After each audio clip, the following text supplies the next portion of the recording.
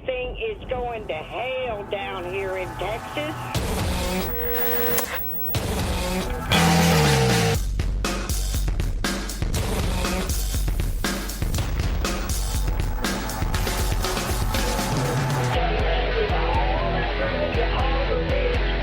Bob with you, baby. Yeah.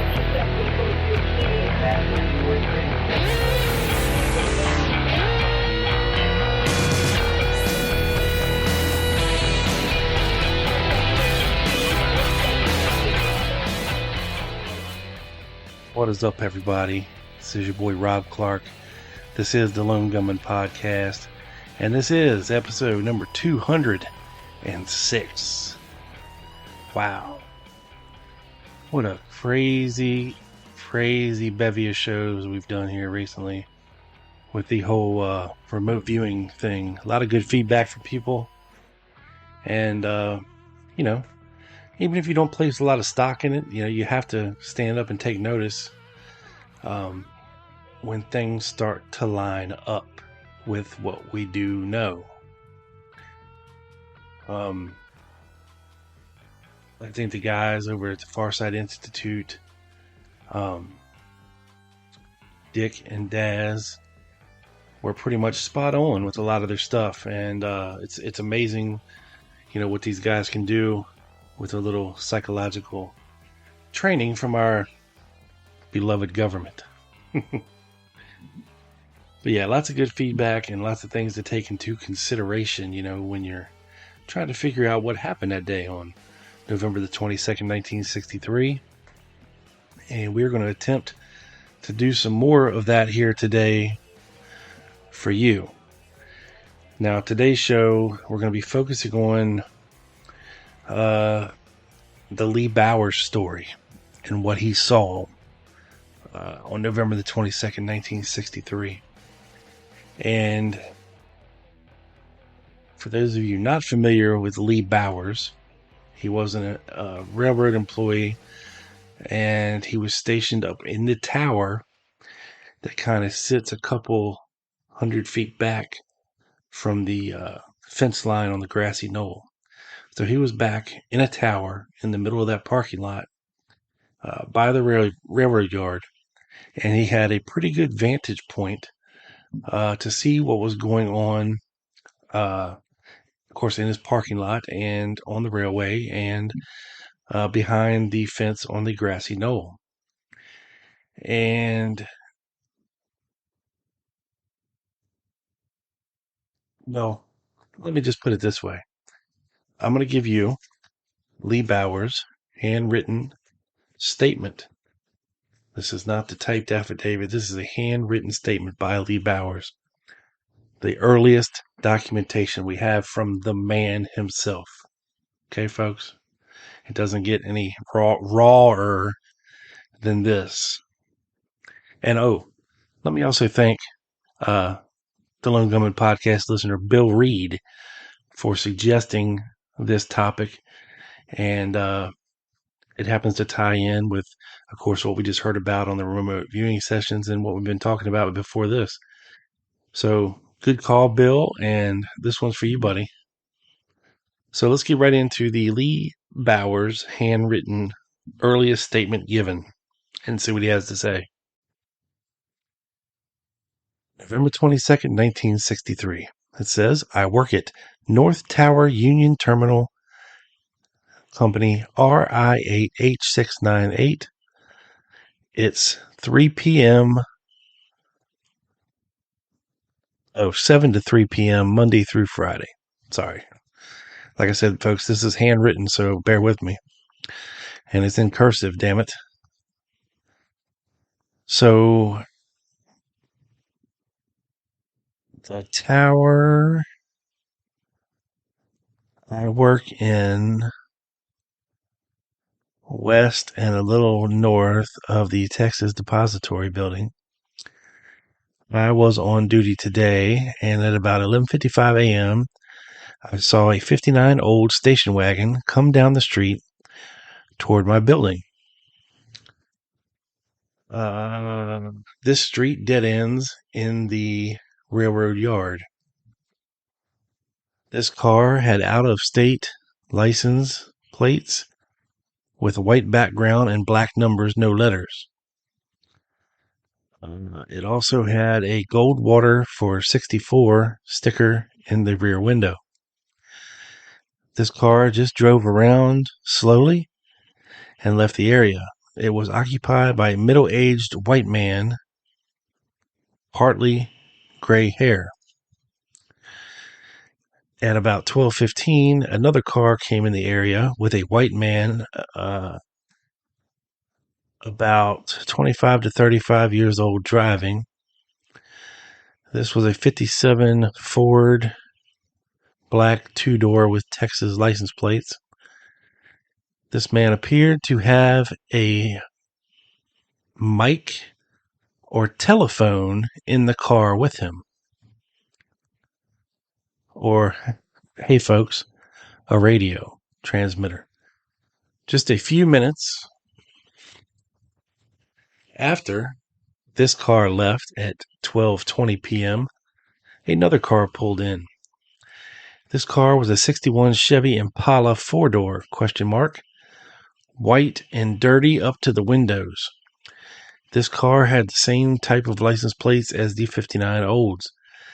This car was driven by a white male about 25 to 35 with long blonde hair.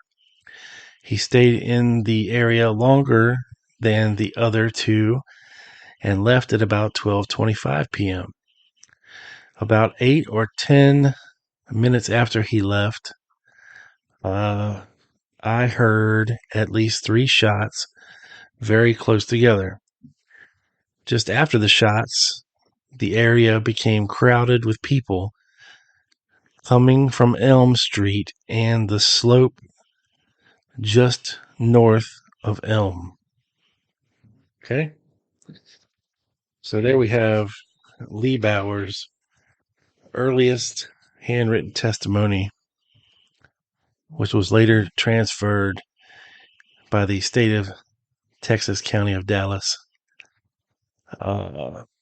Patsy Collins typed this up as the affidavit in any fact, and it was signed by Lee Bowers Jr.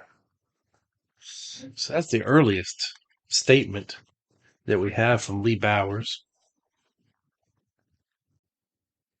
And then we have an FBI interview done by agents Robert Barrett, and John Allman on November 22nd, 1963, where they interviewed Bowers, and they say in this: Bowers advised that he was watching the presidential motorcade from his tower at about 12:28 p.m.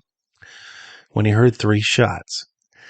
He saw no one run from the west or south sides of the schoolbook depository building, and prior to the shooting did not see any suspicious persons enter the building.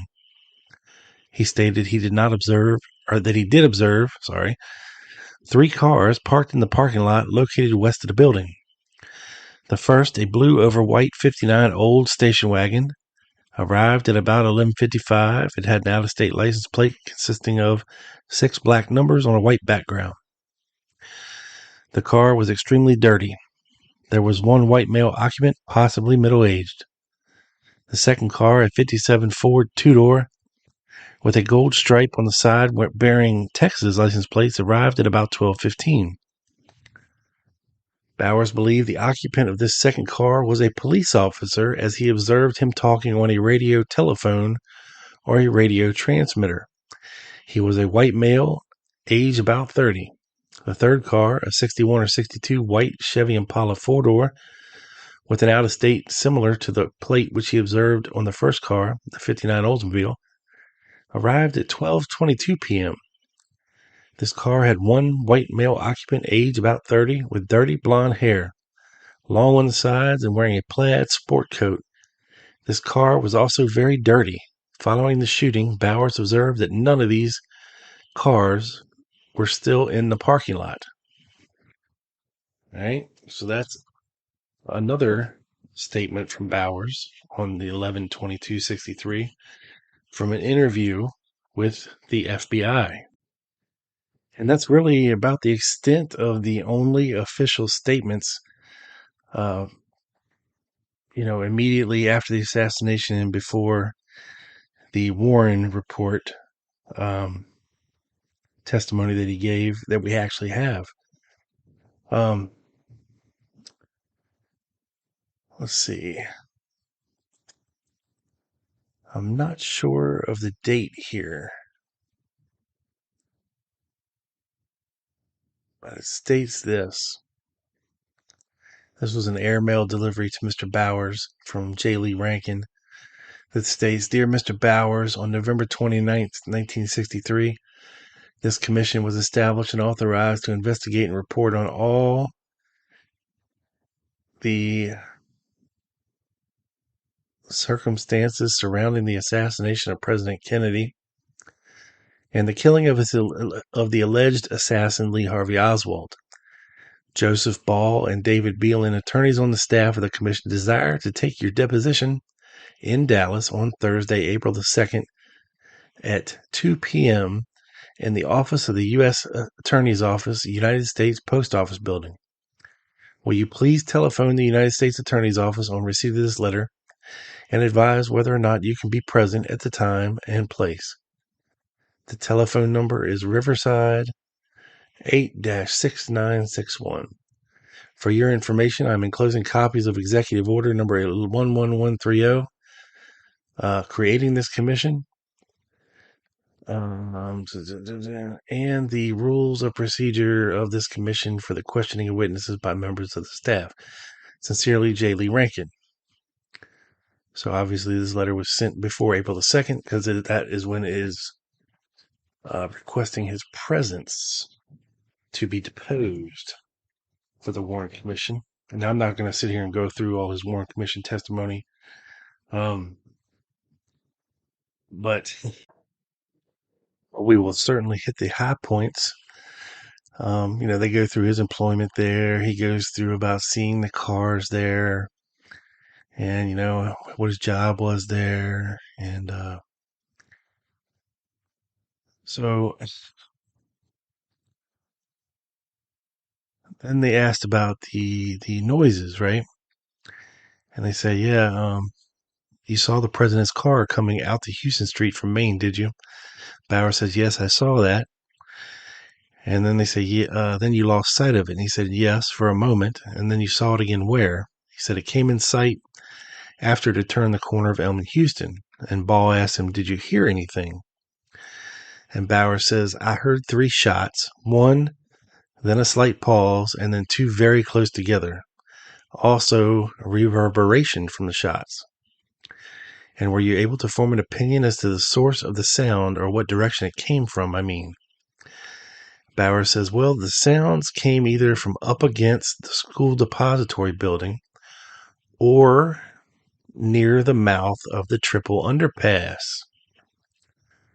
Ball says, were you able to tell which? And Bauer says, no, I could not. Ball says, well, now, had you any experience before being in the tower as to sounds coming from various places? Bauer says, yes, I had worked in the same tower for 10 or 12 years and was there during the time they were renovating the school depository building and had noticed at that time the similarity of sounds occurring in either of those 2 locations. Ball says, well, can you tell me now whether or not it came, the sounds you heard, the 3 shots from the direction of the depository building or the triple underpass? And Bowers again tells him, no, I could not. Ball asks him, from your experience there, previous experience there, and hearing sounds that originated from the schoolbook depository, did you notice that sometimes those sounds seem to come from the triple underpass? Is that what you told me a moment ago? Bowers says there is a similarity of sound because there is a reverb which takes place from either location. Ball says, have you heard sounds originating near the triple underpass before? Bauer says, yes, quite often, because trucks backfire in various occurrences. And you had heard noises originating from the schoolbook depository when they were building there. Bauer says, they weren't building, they were renovating. He said, I did carpenter work as well, as sandblasted the outside of the building. Ball says, well, now, were there any people standing on the high ground between your tower and where Elm Street goes down to the underpass,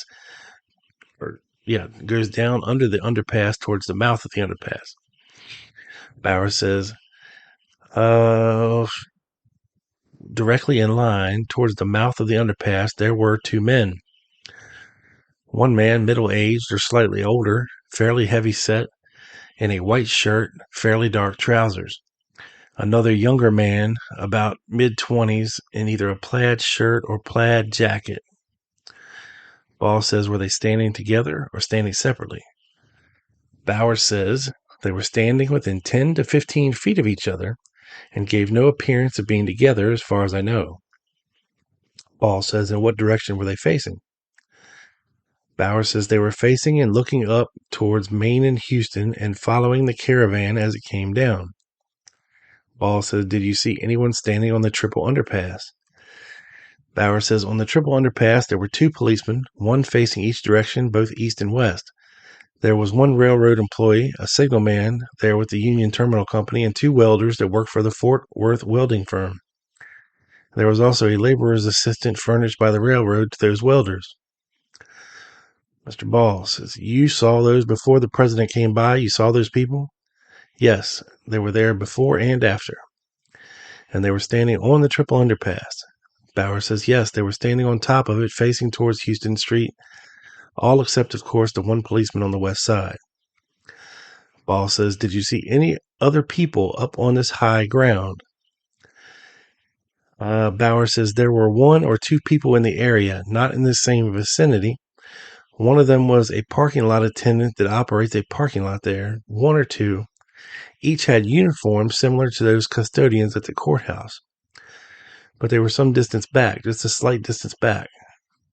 Mr. Ball, when you heard the sound, which way were you looking? Bowers says, at the moment I heard the sound, I was looking directly towards the area. At the moment of the first shot, as close as my recollection serves, the car was out of sight behind this decorative masonry wall in the area. Ball says, and when you heard the second and third shot, could you see the car? Bowers, no.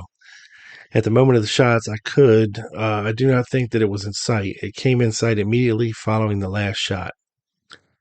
Ball says, did you see any activity in this high ground above Elm Street after the shot? Bowers says, at the time of the shooting, there seemed to be some commotion. And immediately following, there was a motorcycle policeman who shot nearly all the way to the top of the incline on his motorcycle. Bowers says, yes. Did he come by the way of Elm Street? Bowers says he was part of the motorcade and left it for some reason which I did not know. Mr. Ball, he came up. Bowers says he came almost to the top, and I believe abandoned his motorcycle for a moment and then got on it and proceeded. I don't know. Ball says, how did he get up? Mr. Bowers, he just shot up over the curb and up. Ball, he didn't come by the way of Elm, which dead ends there? No. He left the motorcade and came up the incline on the motorcycle. Mr. Ball, was his motorcycle directed toward any particular people? Bowers, he came up into this area where there were some trees and where I had described the two men were in the general vicinity of this. Ball says, were the two men there at the time? As far as I know, one of them was. The other I could not say. The darker dressed man was hard to distinguish from the trees. The one in the white shirt, I think he was. When you said there was a commotion, what do you mean by that? What did it look like to you when you were looking at the commotion? Bowers says, I'm just unable to describe, rather than it was something out of the ordinary, a sort of milling around. But something occurred in this particular spot which was out of the ordinary, which attracted my eye for some reason, which I could not identify. You couldn't describe it? Bowers says, nothing that I could pinpoint as having happened that. Afterwards, did a good many people come up there on this high ground at the tower? Bowers says, a large number of people came, more than one direction. One group converged from the corner of Elm and Houston and came down the extension of Elm and came into the high ground in another line. Another large group went across the triangular area between Houston and Elm and then across Elm and up the incline. Some of them came all the way up. Many of them did, of course, between 50 and 100 policemen within a maximum of 5 minutes. Ball says, in this area around your tower? He says, that's right, sealed off the area, and I held off the trains until they could be examined, and there were some transients taking on at least one train. I believe you have talked this over with me before your deposition was taken, haven't we? Bauer says, yes. Is there anything that you told me that I haven't asked you about that you can think of? Bauer says, nothing that I can recall. You have told me all that you know about this, haven't you? Bauer says, yes. I believe I have related everything which I have told the city police and also told the FBI. Ball says, and everything you told me before we started taking the deposition. Bauer says, to my knowledge, I can remember nothing else. Now this will be reduced to writing, and you can sign it, look it over and sign it, or waive your signature if you wish. What do you wish? Bauer says, I have no reason to sign it unless you want me to. Would you just as waive the signature? Bauer says, that's fine. Then we thank you very much. And that's about the extent of Bauer's Warren Commission testimony there, folks. But he does give a little more than his initial statements. It's a lot more detailed, if you will. Now, I want to hear from Lee Bowers in his own words, and that's what we're going to do right now, brought to you by Mark Lane and his magnificent film, Rush to Judgment. So without further ado, let's hear it straight from the horse's mouth. The horse being Lee Bowers, of course. A horse is a horse, of course. So Lee Bowers, Mark Lane, take it away, fellas. Mr. Bowers, what is your present occupation? I'm Vice President of Lockwood Meadows Incorporated, which is a real estate land development company.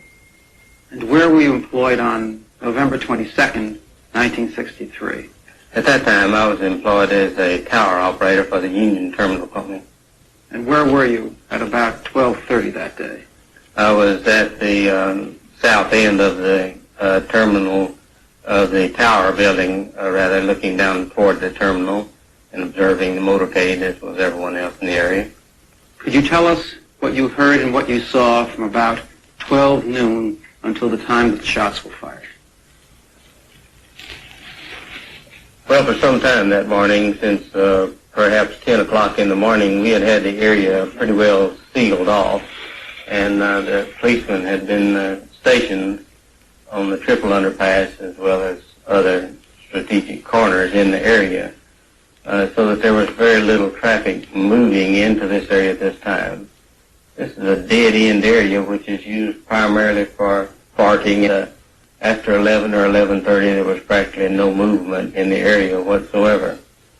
However, about 12:10, give or take 5 minutes, there was a car which entered the area and probed around for some time. This car was a 59 Oldsmobile station wagon with a out-of-state license. It was muddy as if it had just come in off of the road from some area where it was a red sandy area. It was occupied by one male who spent 3 or 4 minutes in the area looking it over, and then, as he found out, left by the entrance, which is the only way in and out of the area at that time. Not too long after that, perhaps 5 or 6 minutes, a car of a totally different description, also occupied by one male, entered the area. Now, this man performed a similar action, and he toured down around the area, probing to examine the exits, and seemed at one or more occasions to have a mic or something resembling such an instrument up to his face. Just a few moments after that, the third car came into the area, and these were the only 3 cars that entered this area during this specific period. The third car was a 61 or 2 Chevrolet. This car was muddy all the way up to the windows as if it had just come in off the road. It had an out-of-state license identical to the first car of the series. And it also had political stickers on it, which were not only for the same candidate, but were identical in nature and color, so that they appeared to have been from the same group. This car was occupied by one male who spent a little bit more time in the area than the others, and probed down by the side of the tower where I was located. I could not state that these cars left the area entirely, because after they got back onto the extension of Elm Street in front of the school depository building, they were lost to my vision, so that they could have remained very close. Immediately after the shots were fired, there, of course, was mass confusion, to put it mildly, but the area was immediately sealed off by, I would say, at least 50 police within 3 to 5 minutes. The first one to appear on the scene, other than those who, of course, who were standing around, including 2 on top of the triple underpass, was one who rode a motorcycle up the incline coming up from the lower portion of Elm Street, and he rode perhaps 2/3 of the way up or more before he deserted his motorcycle. At the time of the shooting, in the vicinity of where the 2 men I've described were, there was a flash of light, there was something which occurred which caught my eye in this immediate area on the embankment. Now, what this was, I could not state at that time, and at this time I could not identify it, other than there was some unusual occurrence, a flash of light or smoke or something, which caused me to feel like something out of the ordinary had occurred there. In reading your testimony, Mr. Bowers, it appears that just as you were about to make that statement, you were interrupted in the middle of the sentence by the commission counsel, who then went into another area. That's correct. I was there only to tell them what they asked, and so that when they seemed to want to cut off the conversation, I felt like that was, as far as I was concerned, that was the end of it. Mr. Bowers, how many shots did you hear? There were 3 shots, and these were spaced with 1 shot, then a pause, and then 2 shots in very close order, such as perhaps almost on top of each other, while there was some pause between the first and the second shots. Did you tell that to the Dallas police? Yes, I told this to the police, and then also told it to the FBI, and also I had a discussion 2 or 3 days later with them concerning this, and they made no comment, other than the fact that when I stated I felt like the second and third shots could not have been fired from the same rifle, they reminded me that I wasn't an expert, and I had to agree. The movie Rush to Judgment was released in 1967, and the Lee Bowers interview was conducted at some time, I believe in April or May of 1966. Now, in August of 1966, Lee Bowers passed away suddenly as his car ran off the road into a bridge abutment. So he met a rather sudden ending somewhere in the vicinity of Midlothian, Texas, the home of Penn Jones. So, and people have always, tried to say that, well, Lee Bowers is part of the death club that surrounds these witnesses of the Kennedy assassination.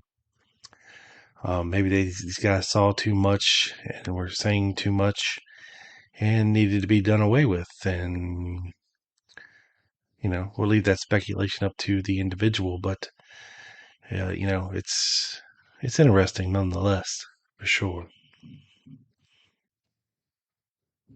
What's also interesting is perusing the Weisberg archives, I believe it was, you see some correspondence between Lee Bowers and Emil D'Antonio, the director of Rush to Judgment.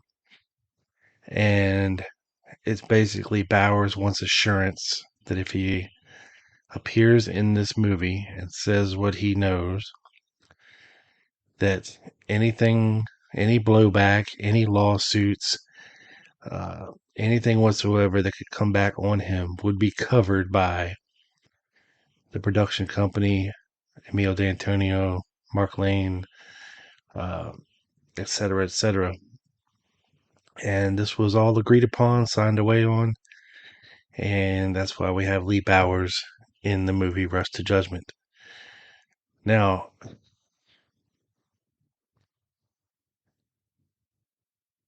we also have Lee Bowers running back to Daddy, which would be the Federal Bureau of Investigation, a couple times after his Warren Commission testimony and before his death. The first time that he reached out to them was on August the 20th, 1964, when Lee Bowers telephonically advised that he'd just been contacted by telephone by a woman giving her name as Mrs. Mark Martin of Tulsa, Oklahoma. Mrs. Martin questioned Bowers regarding the assassination of President Kennedy and stated she was just an individual who was in Dallas for the purpose of trying to piece the whole thing together. Mr. Bowers stated that based upon the questions asked by Mrs. Martin, it was quite evident to him that she was in possession of the information which he had previously furnished to the Dallas police as well as the FBI. Mrs. Martin also asked Bowers if he thought Oswald committed the assassination if there was any police on top of the triple underpass. She also asked him how fast the schoolbook depository had been sealed off by police.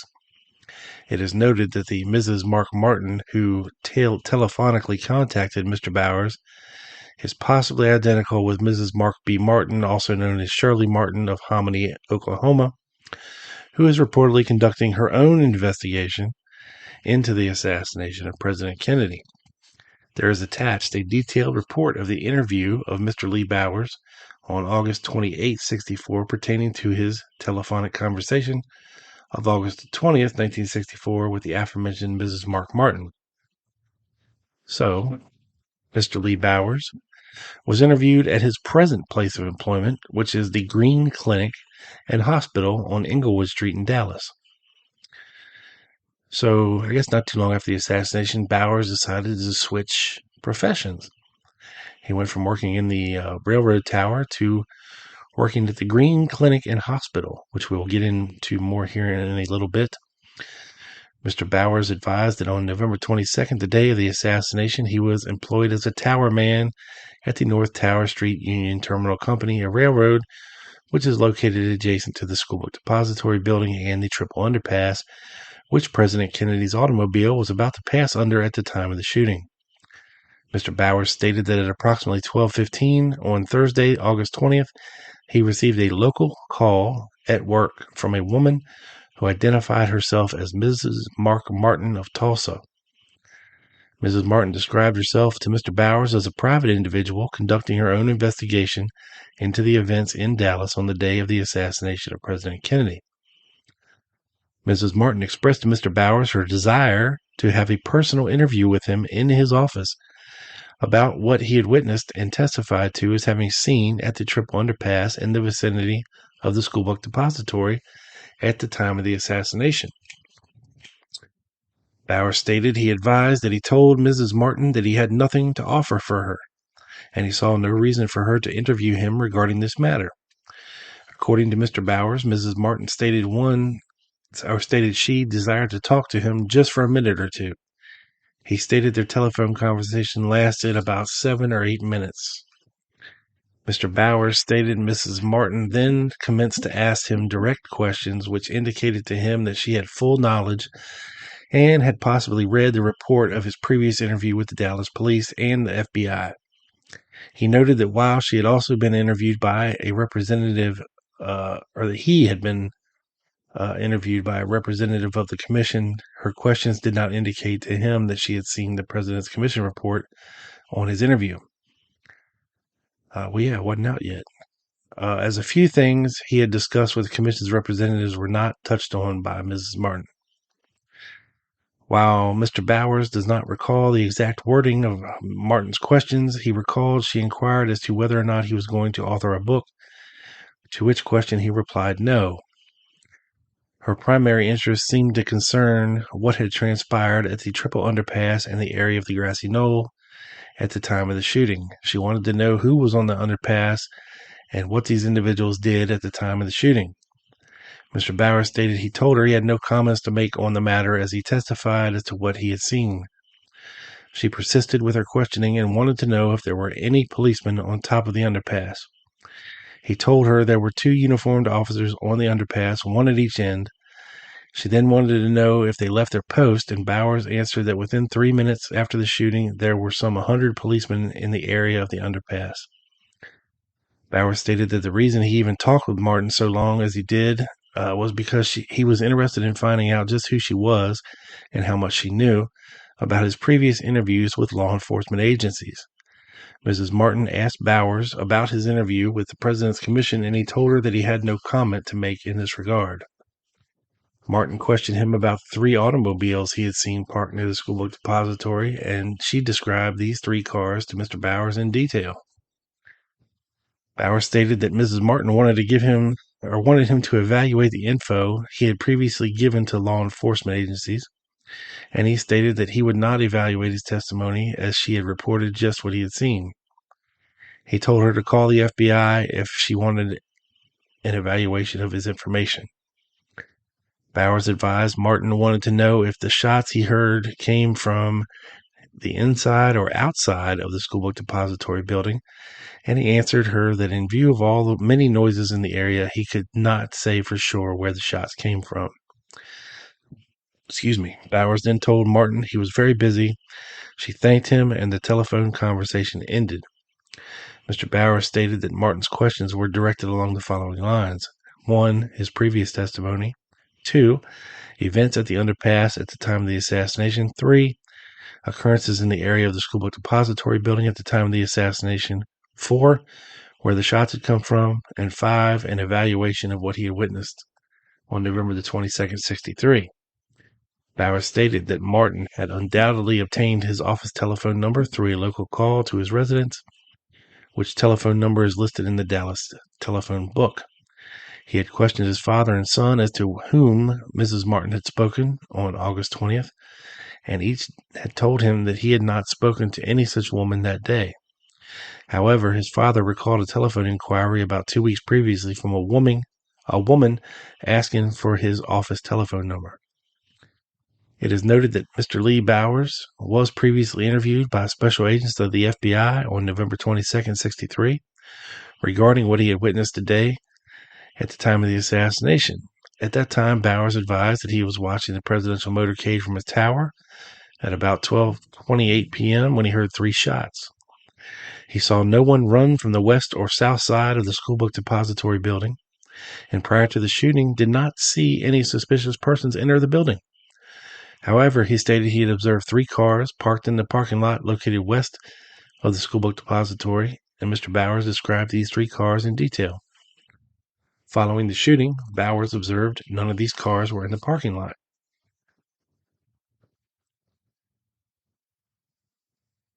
On September the 4th, 1964, we have a letter from J. Edgar Hoover to the President's Commission, the Honorable J. Lee Rankin. Dear Mr. Rankin, in reference is made to my letter dating August 26 relating to a Mrs. Mark Martin of Hominy, Oklahoma. Enclosed are 2 copies of 2 self-explanatory communications from our Dallas office, both dated September 1, 1964, concerning information furnished by Mr. Lee Bowers on August 20th, 1964 and August 28th, 1964. For your information, this interview of Mr. Bowers is recorded on page 43 in the Dallas report of Special Agent Robert Gemberling dated November 30th, 63, caption Lee Harvey Oswald, assassination of President Kennedy, November 22nd, 63, Dallas, Texas, assaulting federal officer. During an interview on August 28th, Mr. Bowers was assured that the information related by him to the FBI had not been furnished to Mrs. Mark Martin of Hominy, Oklahoma. Sincerely yours, J. Edgar Hoover. Okay? Now, a lot of information to take in here, folks. So, we're going to get a different perspective. Now we know that Bowers, we know what he saw. We know the people that he saw around there. So let's hear from some of the railroad workers who were on the triple overpass. Okay? This is very fascinating, so hang in there. Here we go. As the presidential limousine was rounding the curve on Elm Street, there was a loud explosion. At the time, I didn't know what it was, but it sounded like a loud firecracker or a gunshot. And it sounded like it came from the left and in front of us, towards the wooden fence. And there was a puff of smoke that came underneath the trees on the embankment. I was talking with a patrolman Foster at the time, and as soon as we heard the shots, we ran around to the wooden fence. And when we got there, there was no one there, but there was footprints in the mud around the fence, and there was footprints on the wooden 2x4 railing on the fence. Were you questioned by the Dallas police on that day? Yes, I was. Did you give your name to the Dallas police? Yes, I did. Did you tell them what you've just told me? Yes, I did.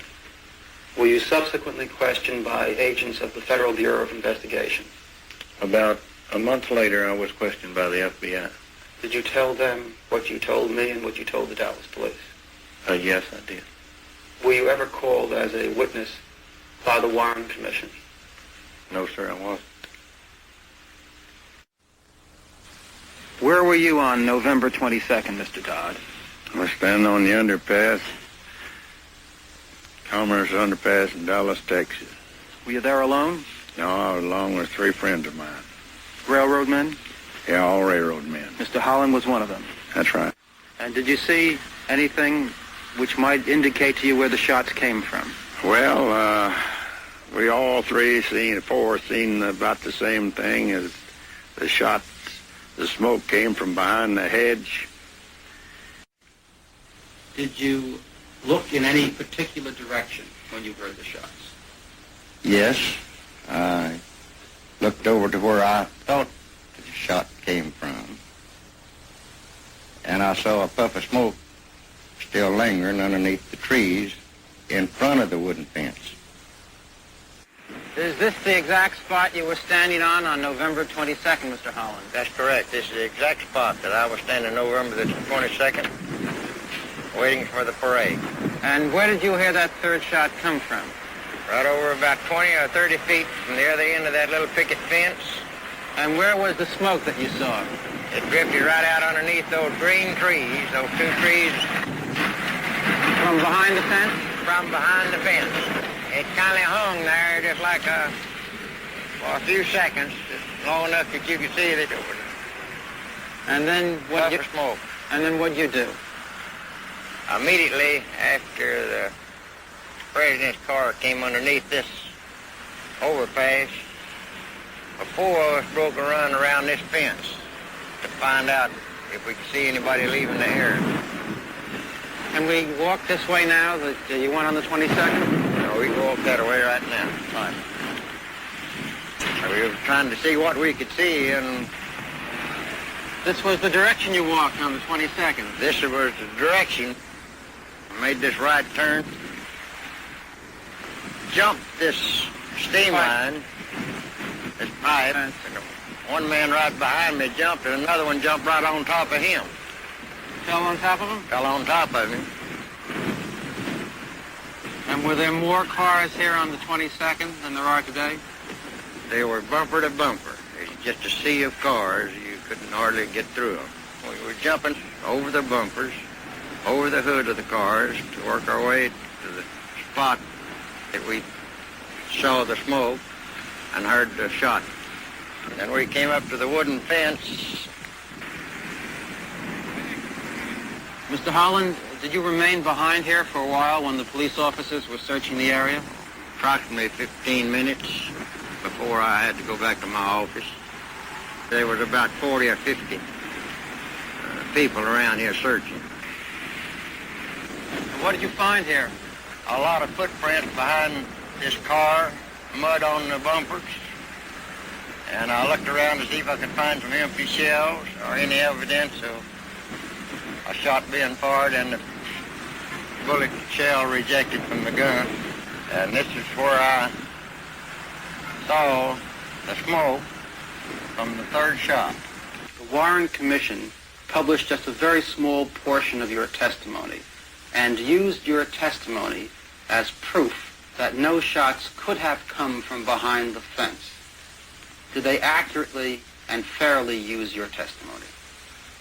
They are wrong, because my testimony, and I made it very clear, that there was a fourth shot fired, and one of those shots came from behind that picket fence. I just saw some smoke coming out, and a motorcycle stolen leap off his machine and go up towards that smoke that come out from under the trees on the right-hand side of the motorcade. It looked like a little haze, like somebody had shot firecrackers or something like that. Could you tell me how many shots you heard? More than three. Where you thought these shots came from? Yeah, they come from a tree to the left. Oh, well, was there anything that actually led you to believe that the shots came from there? Yeah, smoke. You saw smoke? Sure did. Could you tell me exactly where you saw the smoke? Yeah, in that tree. Is this where you were sitting on November 22nd, Mr. Price? Yes, sir. Right here? Right here on this spot. And where did you think you heard the shots come from? From behind the overpass over there, triple overpass.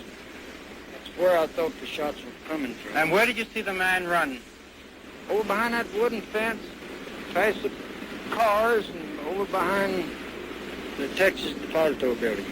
Did you give that information to the Dallas Sheriff's Department on the very day of the assassination? Yes, I did. I'd say in about 30 minutes after the assassination. Were you ever called as a witness by the Warren Commission? No, sir. No, sir. And there you have the railroad workers and what they saw. And I know, some people like to discount the smoke, seen in this area from several of the witnesses. Like, what were they firing? Muskets, from the grassy knoll. It doesn't necessarily have to be that. Any rifle, especially an older rifle, that wasn't quite taken care of properly. It does produce a little bit of smoke in a flash. And I'm not saying, it looked like something was on fire. It was just a small haze, like the one guy was pointing to. And we hear this from a lot of witnesses. That a lot of people were drawn to this area because of they thought that that's where the noise was coming from. People saw smoke. People started running towards this area. And let's, real quick, before we wrap things up with Lee Bowers.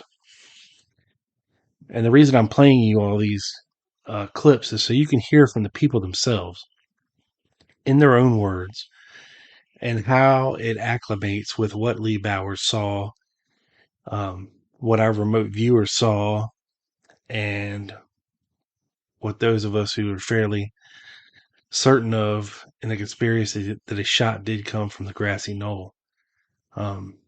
So let's hear from one more witness.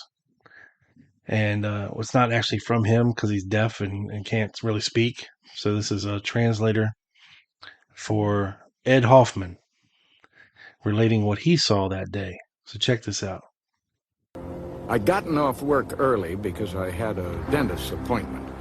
I was traveling down the freeway here, and I remembered that President Kennedy was coming to visit Dallas.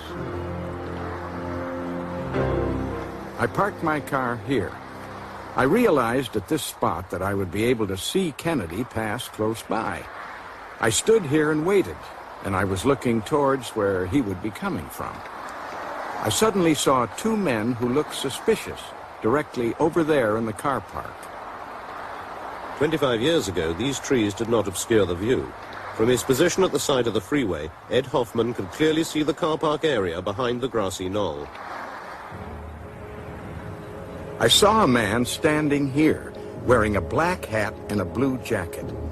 I saw a puff of smoke, and I thought it was a cigarette, but it wasn't. He had a gun, and he walked towards the railroad. He tossed the gun to the second man. Then he turned and straightened his jacket, adjusted his hat, and walked casually away.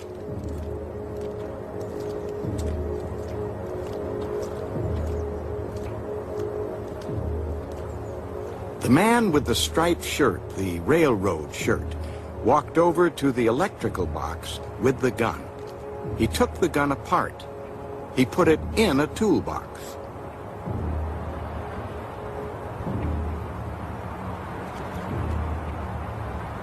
He then walked slowly away in the direction of the railroad track.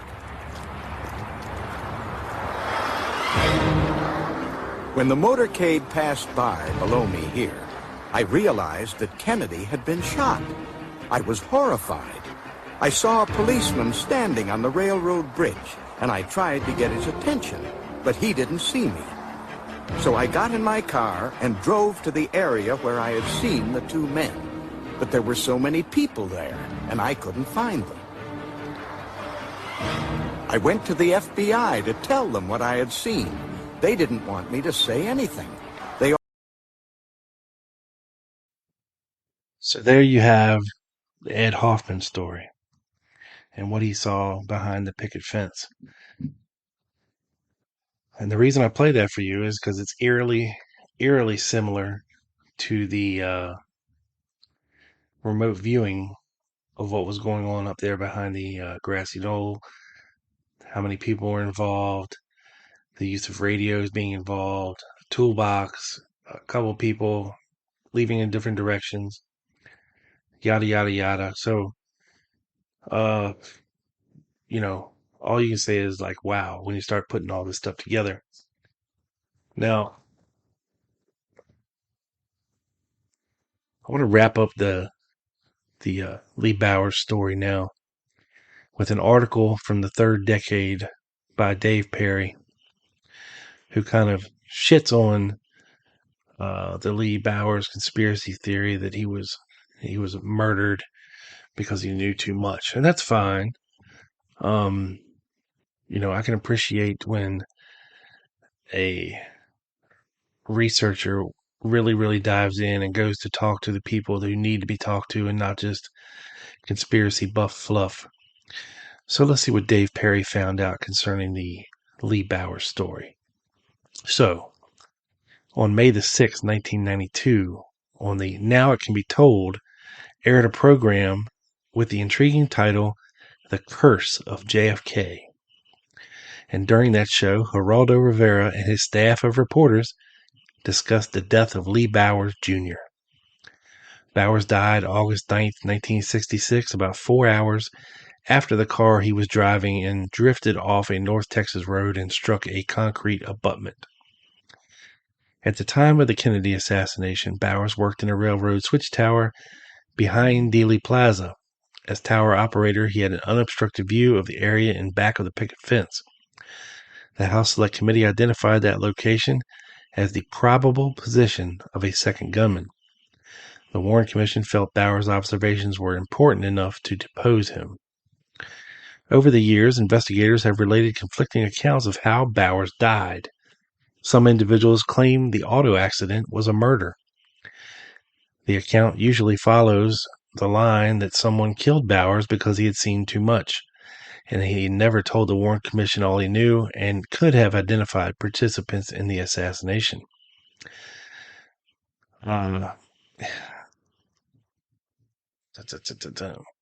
My investigation of Bowers' death began about a year ago. I spoke with family members, friends, and checked public records. During Geraldo's show, a guest mentioned Lee's brother Monty. Monty had died a few years after Lee passed. I first contacted Monty's widow in August 91 and now, because of this program, called again to ask for her help. She and her family provided leads and background info concerning events of that period. After speaking with Monty's widow, I decided to reopen my probe into Bowers' death. I would retrace the steps taken by Rivera's staff, and maybe I could come up with some names, conduct interviews, and find what parts of the Curse of JFK were in fact facts and what was fiction. Geraldo opened the segment with the first of many inaccurate statements. He claimed Bowers wanted to know who killed JFK. Quote, he was looking for the answer to that question until his untimely death, unquote. There's no evidence whatsoever that Bowers ever attempted to learn who shot Kennedy. Next, assassination researcher Robert Groden appeared. He remarked, Lee Bowers was heading west here on Highway 67, heading from Midlothian down to Cleburne, and according to an eyewitness, he was driven off the road by a black car. Drove him into this bridge abutment. He didn't die immediately, though. He held on for 4 hours, and during that time, when he was talking to the ambulance people and told them he felt he had been drugged when he stopped for coffee back there a few miles in Midlothian. Author-researcher Penn Jones Jr. in his book Forgive My Grief 2 said, quote, his car drifted, according to 2 eyewitnesses, into a concrete bridge abutment at 9:30 a.m., going at a speed of 50 miles an hour. The doctor from Midlothian who attended Bowers stated that he did not have a heart attack and that he thought Bowers was in some sort of strange shock. Since Groden and Jones appeared on the same show, I thought Geraldo's staff would have talked to both men. They gave conflicting versions of the same story. Were there 3 witnesses? Groden found 1, Jones 2. Groden discovered some ambulance attendants who claimed Bowers said someone drugged him. Jones found a doctor who maintained Bowers was in a, quote, strange shock. Did the car drift or was it forced into the abutment? Who observed the mysterious black car? I started my inquiry by examining a description of the incident. The summary appeared in Penn Jones's newspaper, The Midlothian Mirror. Lee Bowers Jr., 41, of Dallas, died from injuries received in a 1-car accident Tuesday, August 9th. Bowers, traveling alone in a late model Pontiac, hit a bridge 2 miles southwest of Midlothian on Highway 67 at 9:30 a.m. He was taken to W.C. Tenery Community Hospital in Waxahachie by a Pat Martin ambulance and later transferred to Methodist Hospital in Dallas, where he died at 1:30 p.m. He was vice president of the Lockwood Meadows, Inc. in Dallas. So, Dave Perry says, I called the Pat Martin Funeral Home. The Martin Funeral Home is now the Coward Funeral Home. Mr. Noel Coward purchased the Martin Funeral Home in 1964, retaining the Martin name for advertising purposes. Coward suffered a stroke recently and is confined to a nursing home. However, because of the notoriety surrounding Bowers' accident, he remembers the episode well. He was the ambulance driver. If the police requested an ambulance, Coward might respond alone, as the police officers would help load the victims. If Coward had an attendant with him, it would be Skeet Meadows. Meadows passed away in 1991, and Coward, through his wife, told me that stories about the ambulance attendants talking to Bowers are bull. When Coward arrived, the man's head was pretty bad. Coward thought he was dead. He loaded Bowers into the ambulance and headed for Tenery Community Hospital. There was no doctor at the scene, as Jones implied. It would have been better if Jones provided the name of the alleged physician, but Forgive My Grief 2 has no footnotes. I found it bizarre a doctor would use the term strange shock. Wouldn't anyone that struck a concrete abutment at 50 miles an hour be in some kind of shock? I started my search for the doctor. When the ambulance arrived at the hospital, Dr. R.E. Bowl met it. Bowl still works at Tenery, now Baylor Medical of Waxahachie. Over the phone, Bowl stated, I was never at the scene. The patient was in shock, but not a strange shock. He had severe head injuries and was unconscious. He was unconscious all the time I was with him. I was trying to save his life. He was transferred to Methodist Hospital in Dallas, where he died. I asked Bowl why he remembered the details, and Bowl remarked that he received some unusual phone calls several years after the episode. One was from a national magazine and another from a newspaper. The reporters wanted to know what clothes the patient was wearing and if he had a finger missing. I told them I was too busy trying to save the patient and didn't notice. In 1991, I interviewed Charles Good. Good was not only a friend of Bowers, but a member of the Texas Highway Patrol. He claims to have investigated the accident. Good suggested Bowers was returning to Dallas from Mansfield, Texas, where Lee had been showing some real estate. Good arrived at the scene hours later. Quote, I spoke with an old boy who was repairing fences at the time of the accident. He said he saw two cars coming down the road, one behind the other.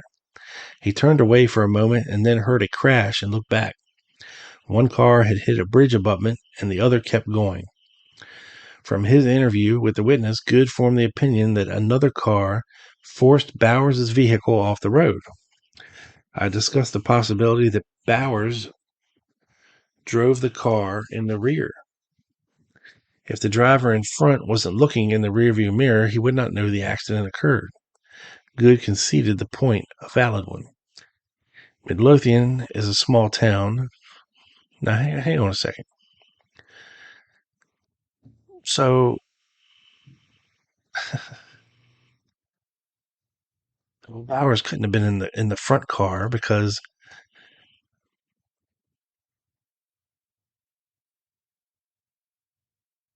never mind. I'm just thinking out loud here.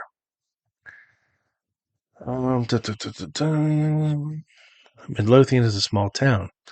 After some research there, I concluded R.V. Edwards was one, if not the only witness. Roy Virgil Edwards died on January 26, 1986. Dr. Bowl verified that Edwards witnessed the accident. Bowl's medical office is in Midlothian. Edwards was one of his patients, and additional corroboration came from Mrs. Coward. Both she and her husband knew him, and Barham Alderdice, publisher of the Midlothian Mirror. Bowl and Alderdice acknowledged Edwards maintained he was driving a tractor in a nearby field at the time of the accident. Bowl claims Edwards said, quote, the car simply drove into the abutment. Mrs. Coward only knew Edwards was a witness. Mr. Alderdice related Edwards told him the car hit the abutment so hard it was like it was pulled into it. Good is the only one who I can find who mentions a second car. What about the spiked coffee story? I understand Bowers often stopped for coffee, but not in Midlothian. He would drop by the Lockwood Pharmacy in Dallas before his trips. He met with Doris Burns, Dr. Alfred Cinnamon, and Dr. Charles Good. Doris Burns moved to Mississippi or Florida. I was unable to locate her. Dr. Cinnamon died in 1989. Good maintains Bowers told his three friends he saw more than he told the Warren Commission. Good cannot document his claim. Then there's Groden's story about the mysterious black car. I can't find a legitimate reference to it anywhere. Good never mentioned the color of either car to me. I discovered Fort Worth, Texas researcher Gary Mack interviewed Good several years ago. He indicates Good did tell him the story of a black car forcing Bowers off the road. Mack also suggested that he related the story to Groden. Based upon my interviews with Dr. Bowl, Coward, and Alderdice, I question the authenticity of this account. The next stop for the show is in Dealey Plaza. Walter Rischel appears with a reporter, Maury Terry.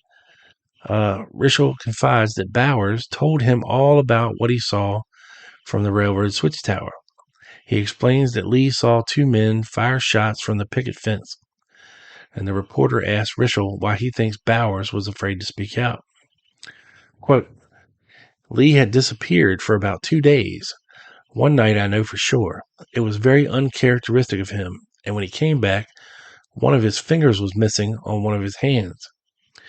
So Lee gave Monty some excuse for what had happened, which Monty didn't accept. So he called the local hospitals and the clinics and some doctor's offices, but there was no record of anyone, certainly not Lee, going in and having that taken care of. Does this mean a sinister group hacked Lee's finger off to shut him up? Here's what my research shows about the incident. Rischel is a self-proclaimed close friend of Monty and Lee Bowers. Monty's widow and her brothers don't recall him, though. I cannot prove Rischel's friendship with Lee through Lee's mother and father. Both died earlier. At any rate, the family finds Rischel's story inaccurate. They assert Lee lost only the tip of his finger, if that. Bowers injured the finger at a swimming pool party sponsored by the Green Clinic of Oak Cliff. He had his hand draped over the edge of the pool when someone jumped in the water feet first, crushing the finger against the side of the pool. At the time of the injury, Lee was Green Clinic's bookkeeper. Family members gather Lee had his finger treated at the clinic by Dr. Tim Green. Green graduated from the University of Texas Baylor College of Medicine. He practiced general surgery and treated this type of injury previously. The damage appears minor, as no one, including Rischel, remembers which finger Lee injured. All the conflicting stories confused me, and I decided to contact Charles Good again and telephoned him on the evening of June 17, 1992. I will paraphrase our conversation. When we talked last time, were you acting officially as a member of the Texas Highway Patrol? No. In fact, I don't think I went to the scene until the next day. Did you interview anyone? Good says, yes, there was a man working in a field near the scene. Do you know the man's name? Good says, no, but he was either repairing fences or working on a fence in a field near the scene. Perry says, was he riding a tractor? No, but this was the next day. He may have been driving a tractor when the accident happened. Perry says, can you tell me what the man said? He said he saw two cars coming down the road.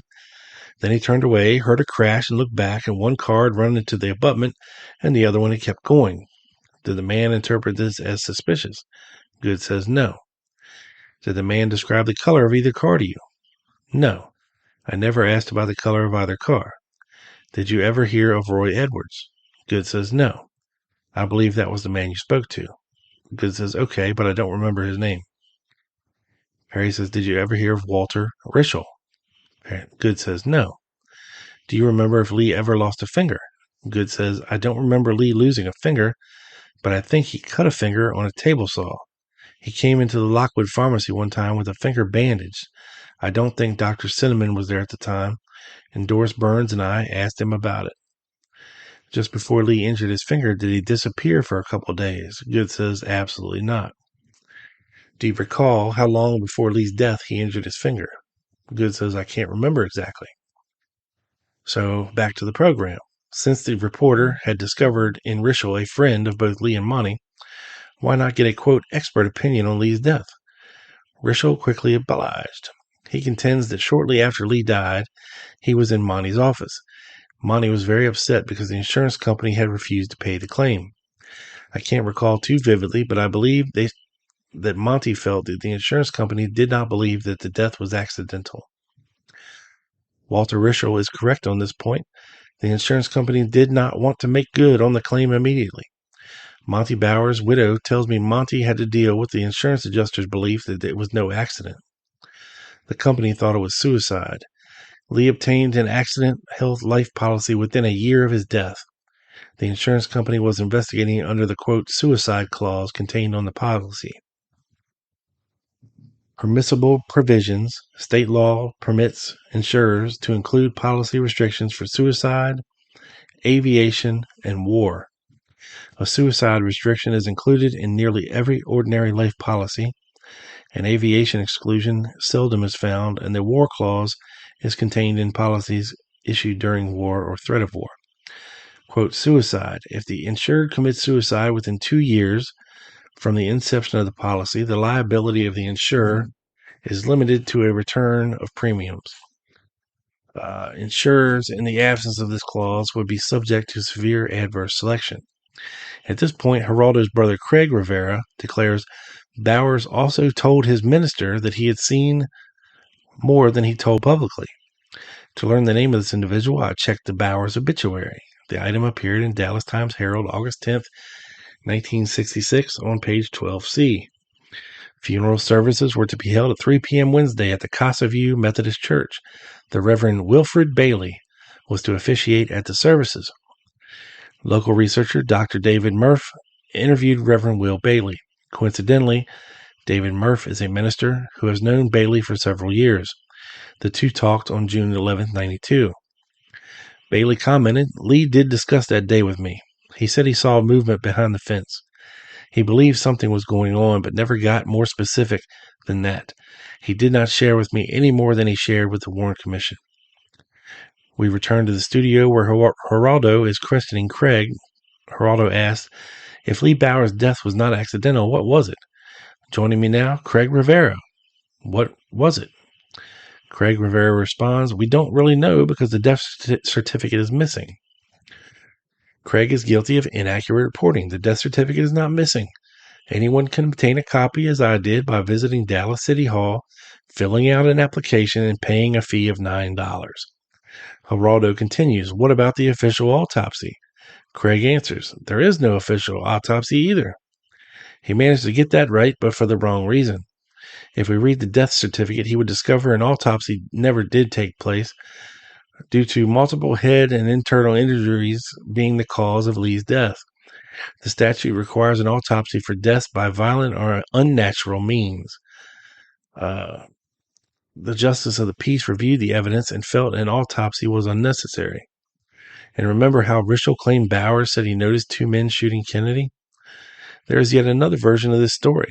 In 1967, another friend and fellow employee of Bowers, James Sterling, gave a statement to Gary Sanders of Jim Garrison's staff. Sterling said Bowers, quote, "observed two men running from behind the fence. They ran up to the car parked behind the pergola, opened the trunk and placed something in it, and then closed the trunk.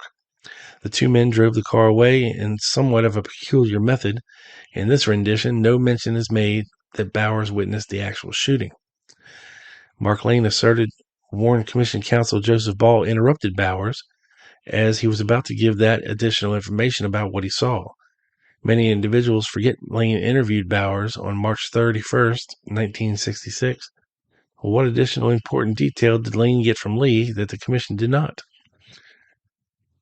So there we have when the date, basically, March 31st, 66, is when Mark Lane interviewed Lee Bowers. He was not sure as to what it was that caught his attention, but he believed it was a puff of smoke or a flash of light.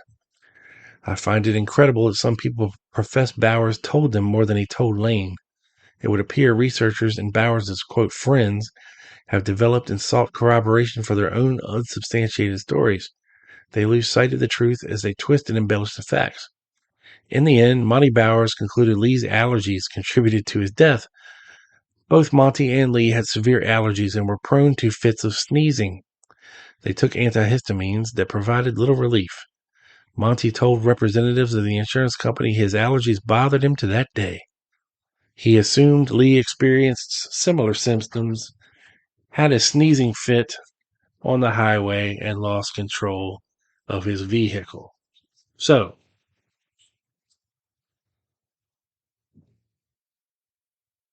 did a sinister sneeze actually kill JFK assassination witness Lee Bowers? Believe it or not? That's it, folks. Thank you for supporting the show. Please continue to do so. Make sure you rate, like, share, and comment on the episodes at The Lone Gunman 7 on Twitter, The Lone Gunman Facebook page. Make sure you're following both. Also, YouTube, The Lone Gunman Podcast channel. Head over there and subscribe today. Please. Thank you. Please and thank you.